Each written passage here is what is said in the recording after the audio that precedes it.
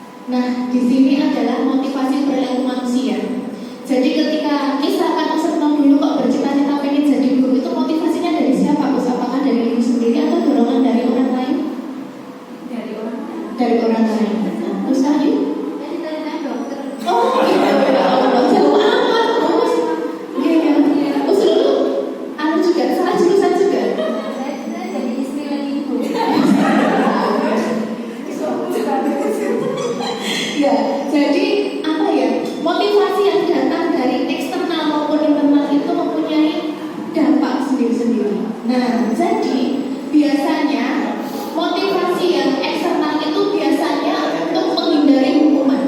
Misalkan anak-anak mengerjakan tugas matematika, itu karena mereka menghindari hukuman. Itu berarti dia motivasinya adalah eksternal, gitu.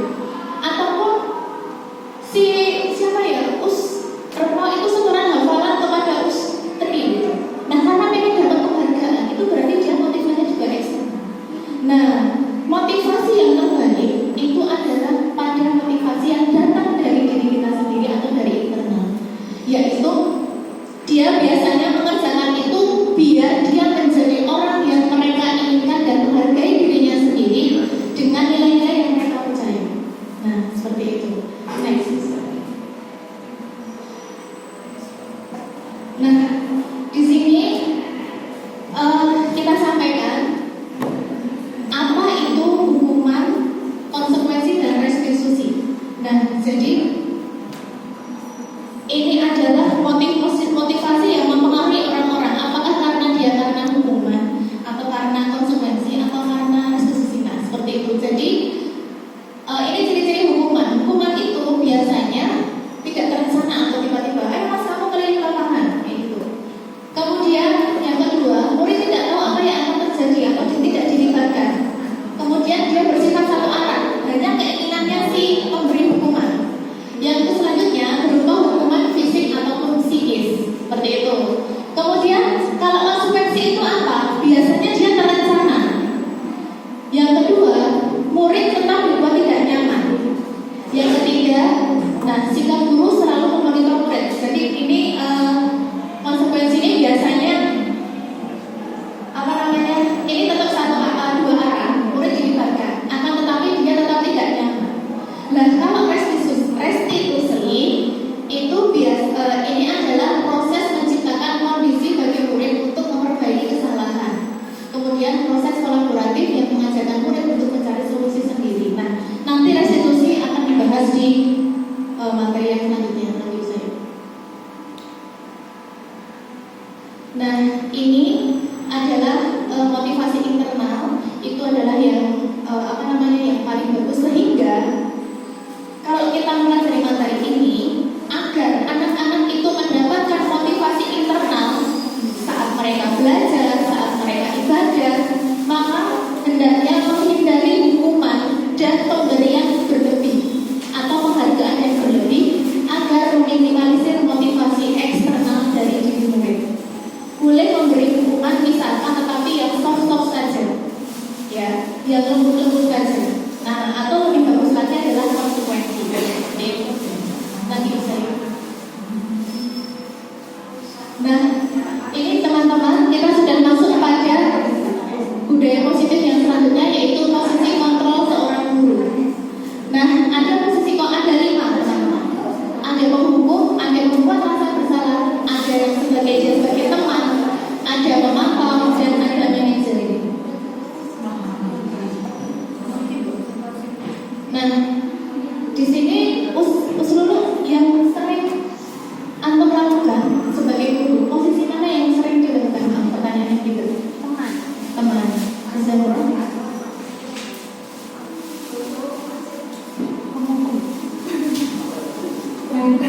Manajer.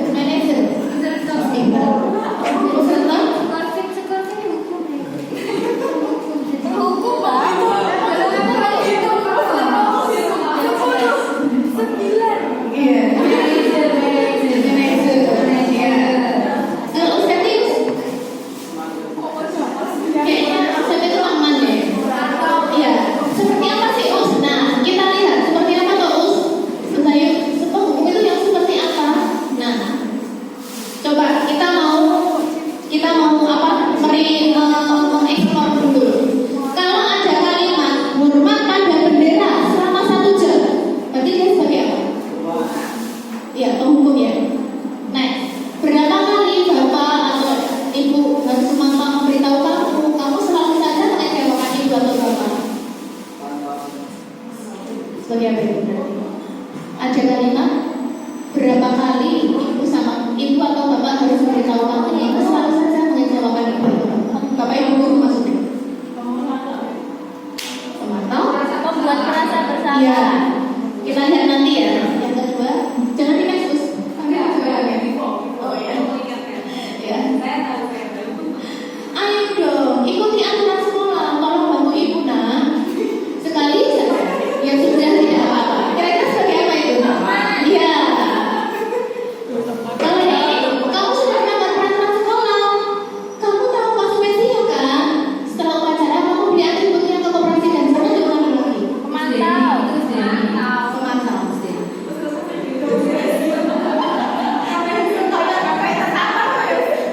Apakah kamu tahu kesalahanmu? Kira-kira bagaimana kamu membayar kesalahanmu? Kita lihat saya.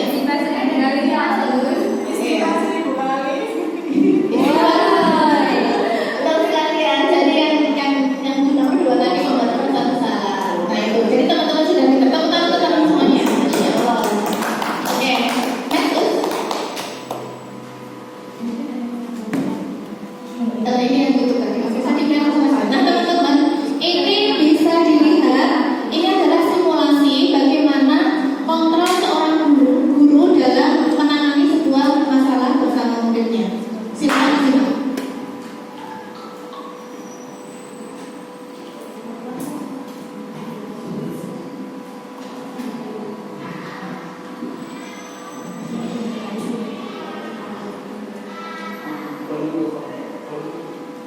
Volume TV-nya kali ya.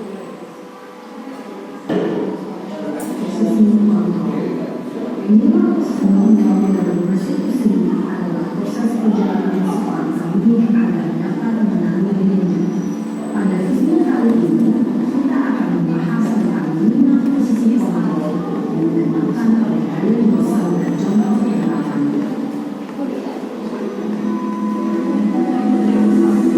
Ini kemarin kasih kayaknya udah disampaikan ya. Yang sebelumnya, yang sebelumnya itu. Tapi nggak usah di materi ini. Ini kan masih di Dua, posisi pembuat bahasa bersama.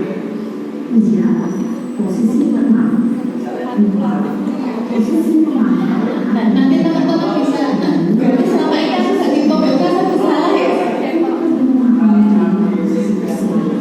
Mari kita saksikan kasus yang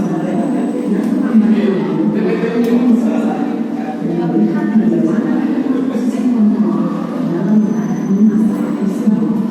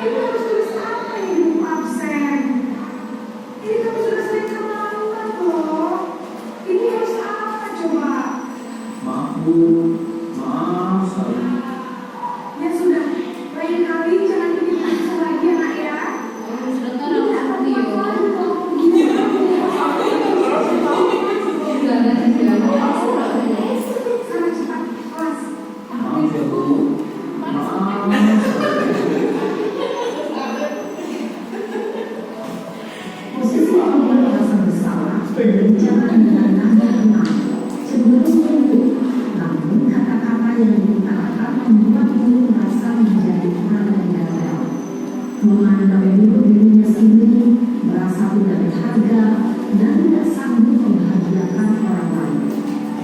Ketika guru mengambil posisi yang merasa bersalah, murid akan menganggap dirinya yang bersalah dan ia akan menyimpan emosi negatif tersebut di dalam dirinya.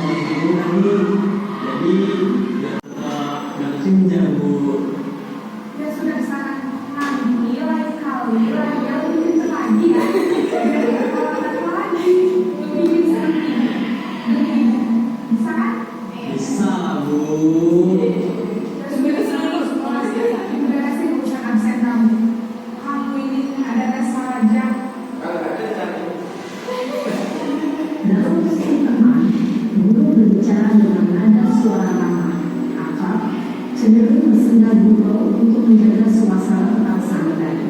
Murid akan merasa senang, aman, dan akrab dengan guru.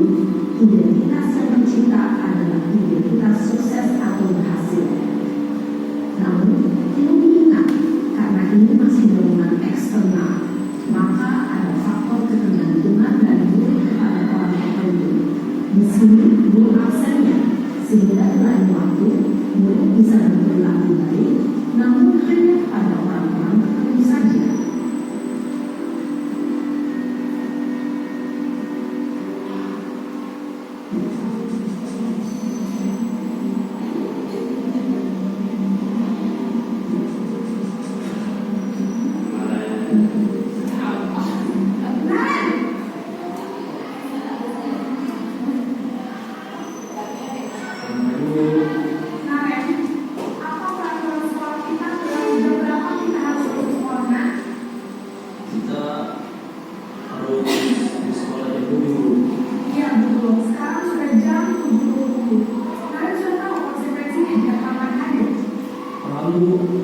Saya harus tinggal puas, harus jam istirahat selama 20 menit. Iya benar, konsekuensinya demikian. Jadi nanti jam 9.30 pas istirahat, kamu harus tinggal di kelas, kerjakan tugas tambahan untuk ketinggalan kamu. Baik Bu. Posisi pemantau mengandalkan penghitungan atau data untuk mengontrol murid. Guru mengarahkan murid berdasarkan peraturan dan konsekuensi. Seorang pemantau menunjukkan bahasa tubuh dan ekspresi wajah yang datar dan cenderung formal.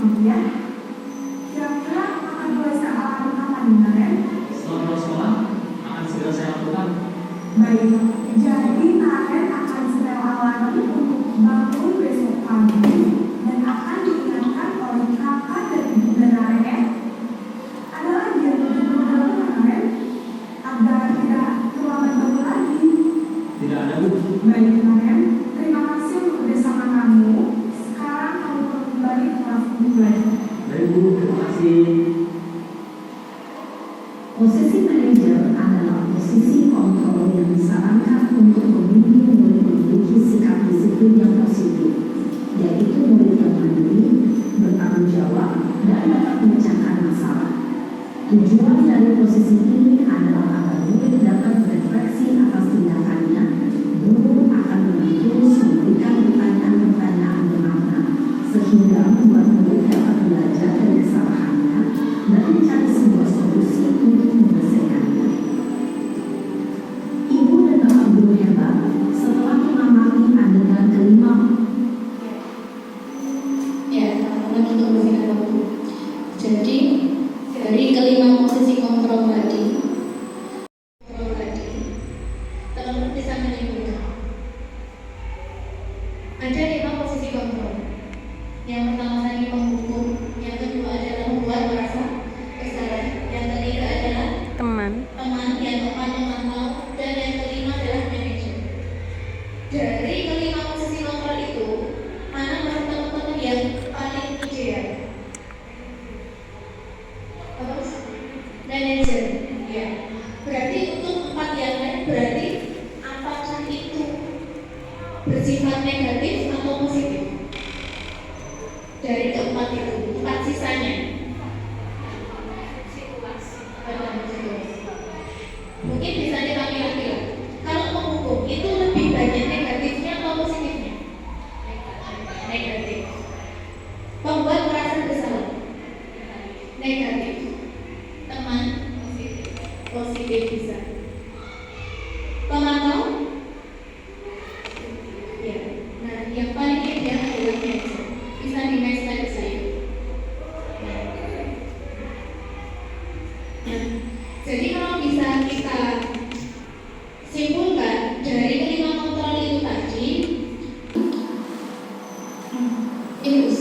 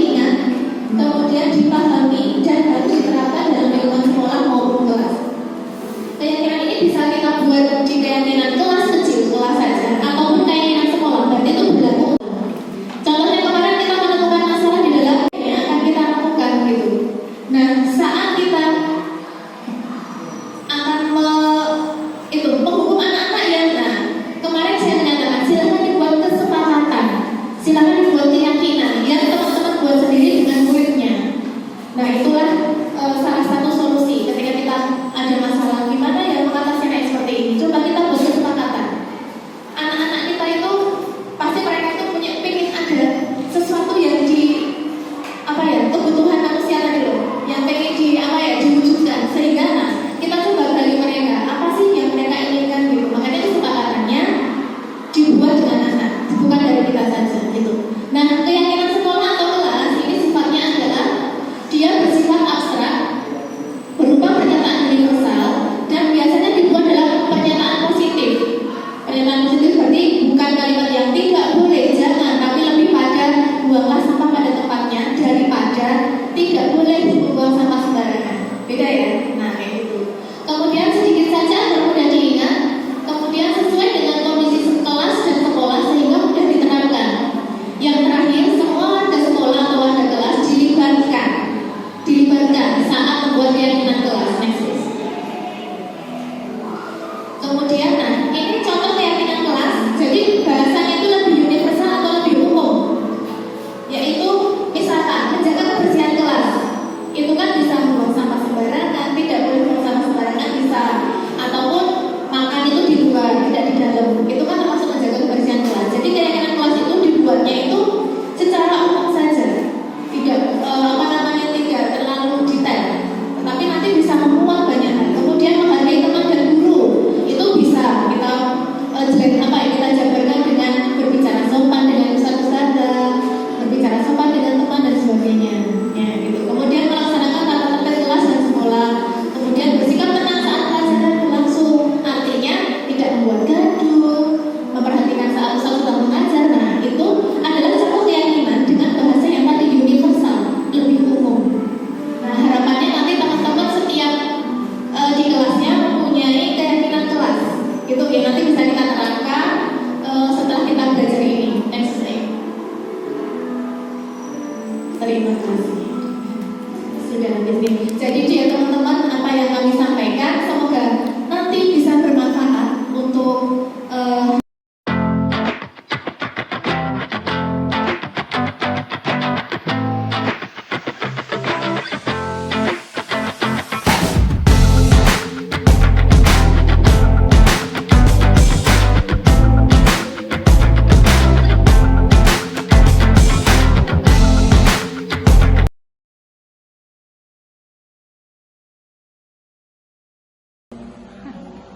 kadang bisa menemukan solusi betapa si anak yang itu sebabnya menemukan solusi untuk anak yang mengalami kendala gitu ya. Terima kasih tepuk tangan untuk Ustaz Fadil. Selanjutnya saya bersilakan. Ya, dari saya sekiranya ada anak yang bermasalah, baiknya kita sebagai guru yang membimbing tanpa harus menjustis atau menyalahkan terlebih dulu. Assalamualaikum warahmatullahi wabarakatuh. Waalaikumsalam warahmatullahi wabarakatuh. Hari ini kita masih diberi kesehatan ya nak ya. Kita berjumpa kembali. Nah pada kesempatan kali ini Ustazah pengen mengajak kalian. Mengajak apa? Ustazah pengen mengajak kalian untuk membuat kesepakatan. Kenapa Ustazah kita buat kesepakatan? Biar nanti berjalannya ke depan kelas kita itu berjalan dengan kondusif, dengan baik. Harapannya nanti kalian bisa mentaati apa yang sudah kita sepakati.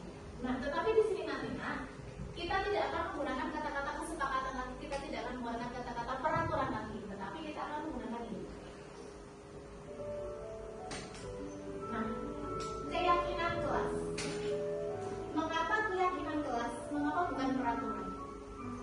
Kalau peraturan itu yang buat adalah sekolah, ya enggak? Yang buat adalah ustazah.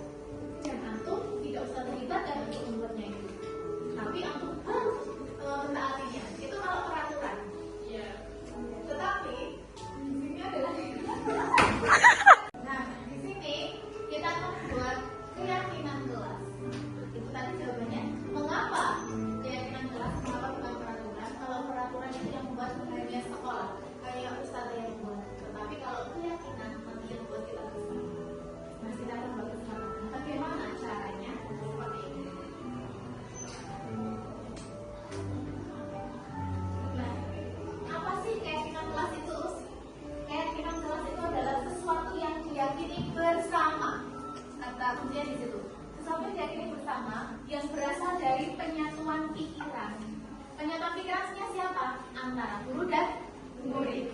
Nah, untuk menjadi nilai-nilai kebaikan untuk diturunkan di kelas. Jadi kita itu nanti akan membuat keyakinan yang kita buat bersama. Kata kuncinya adalah bersama.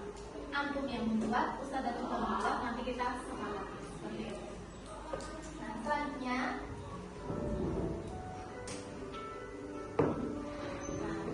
ini adalah ciri khas dari keyakinan kelas, yaitu guru berperan dalam membuat keyakinan sekolah atau kelas dengan adanya kesepakatan.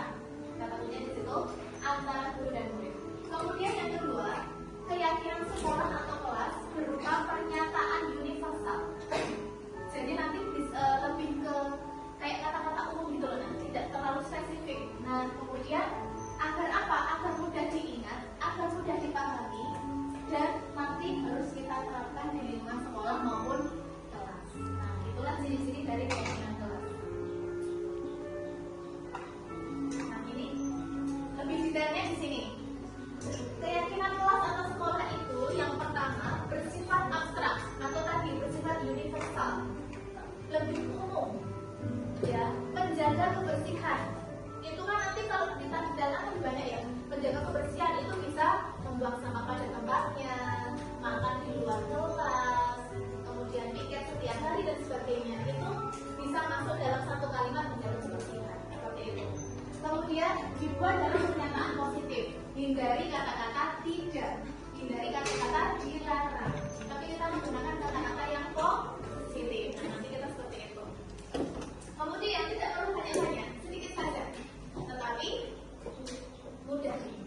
Nah, seperti itu. Kemudian kita sesuaikan dengan kondisi kelas dan sekolah sehingga mudah diterapkan.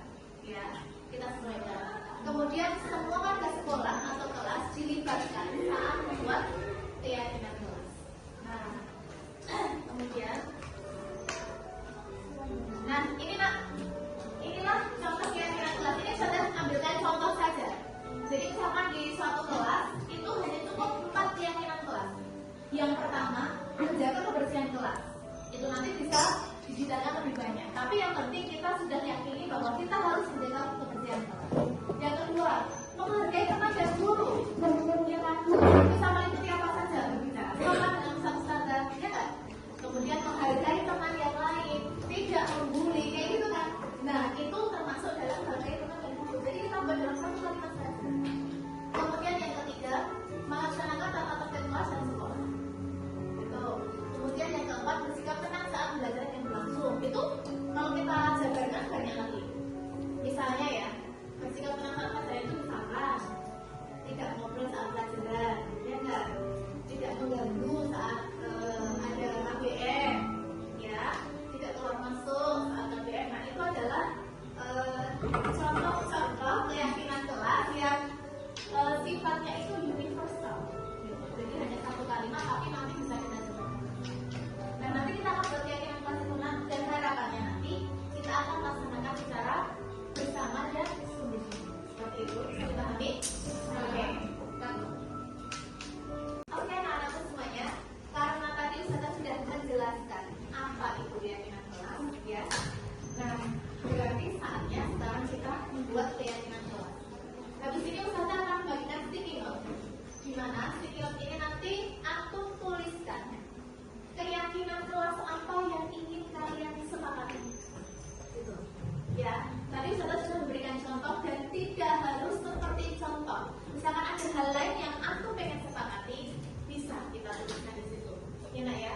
Nah, itu silakan hasil pemikiran antum sendiri, hasil dari apa yang antum rasakan, biar nanti perjalanan ke depan kita itu bisa bisa tertib saat menjalaninya.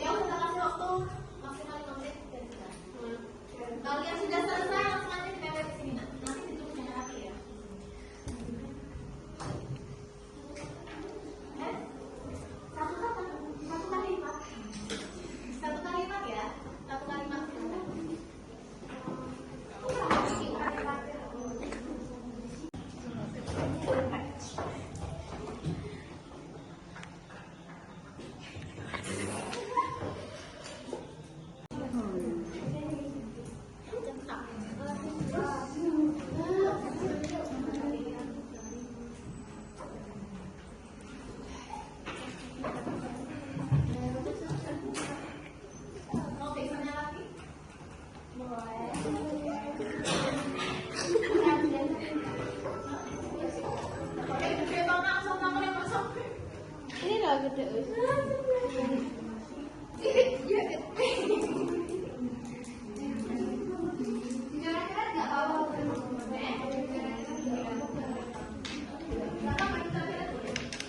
Membuka pikiran apa saja?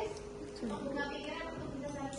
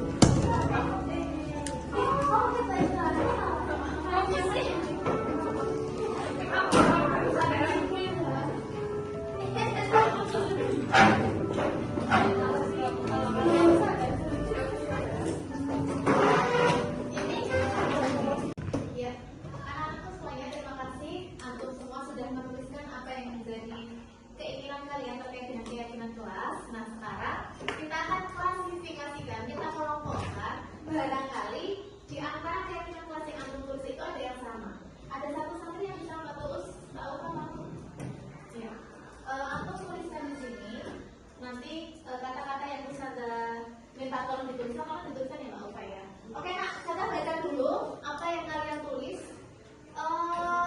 Oke, Mbak Ufa boleh tuliskan kata-kata menghargai Mbak.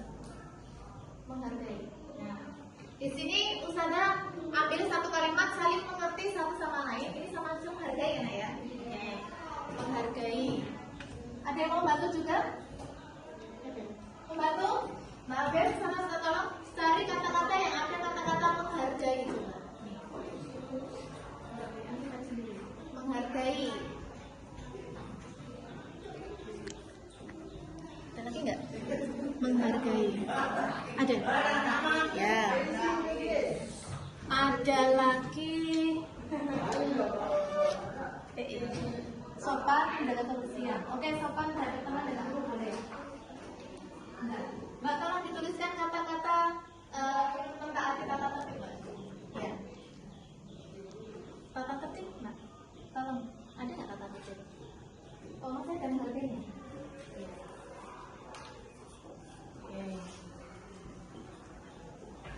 Kemudian mendengarkan guru taat dengan tata tertib. Oke. Baca sama teman, boleh. Tata tertib. Baca ini boleh sama guru sama teman boleh. Tata tertib, bicara baik atau diam? Wow. Cari tata tertib.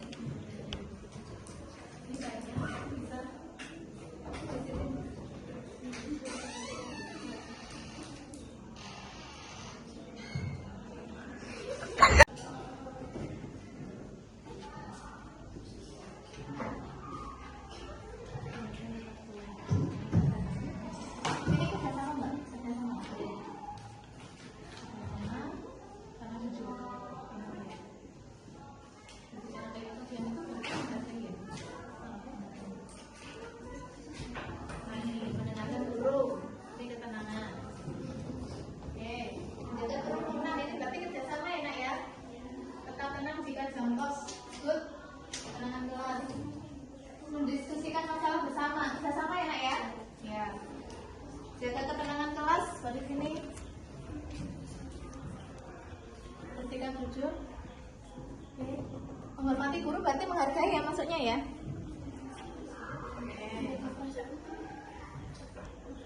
Membuka pikiran untuk saling kerjasama. Oke, ikut. Menjaga perasaan teman. Nanti menghargai dulu. Ajar menjaga kebersihan juga tadi ya. Kamu menjaga kebersihan ada beberapa yang karena nyambung dengan yang lain. Itu.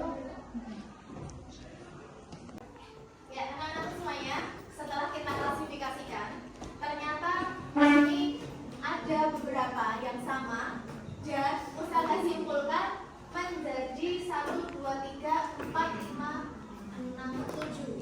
Ada 7 macam keyakinan. Nanti akan kita tulis menjadi kalimat yang lebih baik. Oke, untuk Mbak Aufa dan Mbak Abel boleh duduk silakan. Terima kasih Mbak ya. Oke. Nah, saya minta tolong untuk salah satu membuat kesimpulan keyakinan kelas apa saja yang akan nanti kita sepakati. Mbak Hanum, saya minta tolong. Ya. Tolong nanti kita antum tulis di situ kalimat keyakinan kelas yang akan kita sepakati. Kita ambil dari yang ini dulu. Kalau dari sini, ya. Di sini itu ada disiplin. Disiplin di sini yang antum minta adalah selalu disiplin menjaga kerukunan, selalu disiplin dalam hal apapun, disiplin dalam ibadah dan kegiatan kelas, disiplin dimanapun, dan disiplin dalam belajar. Nah, berarti kira-kira kalimat apa ya? Baik. Disiplin dalam segala hal. Oke, boleh Mbak. Disiplin dalam segala hal. Bagus. Oke. Kemudian yang kedua, langsung enter aja Mbak. Ya. Yang kedua adalah mentaati tata tertib. Nah, di sini kata-katanya adalah tata tertib dalam berpakaian, tata tertib, taat dengan tata tertib, kemudian membuang sampah pada tempatnya, tertib saat KBM berlangsung. Nah, kira-kira kalimat apa yang baik? Apa? Apa Alena? Tertib dalam apa? Mentaati tata tertib yang berlangsung. Mentaati tata tertib apa? Apa? Mentaati tata tertib apa? Mentaati oke, boleh. Mentaati tata tertib yang ada di sekolah. Artinya tidak ada di kelas ya, Nak ya? Ada di sekolah. Yang selanjutnya menghargai. Nah, di sini menghargainya saling mengerti satu sama lain, saling menghargai sama teman, menghargai guru yang sedang menjelaskan, menghargai sesama teman, menghargai teman dan guru, menghargai pendapat teman, berbicara baik atau diam, menghormati guru. Jadi kita kira-kira menghargainya kita buat dalam kalimat yang seperti apa?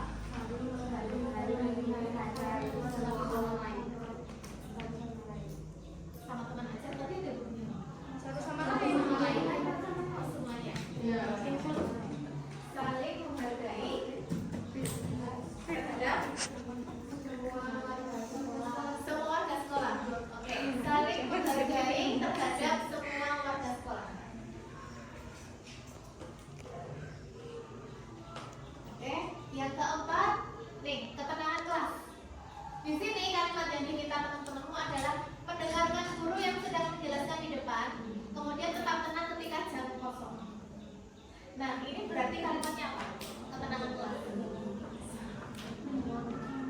Apa?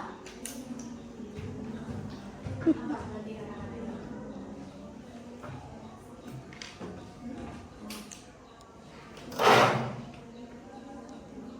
Menjaga ketenangan kelas atau menjaga ketenangan kelas? Ya, oke. Menjaga ketenangan kelas. Oke, nomor 5.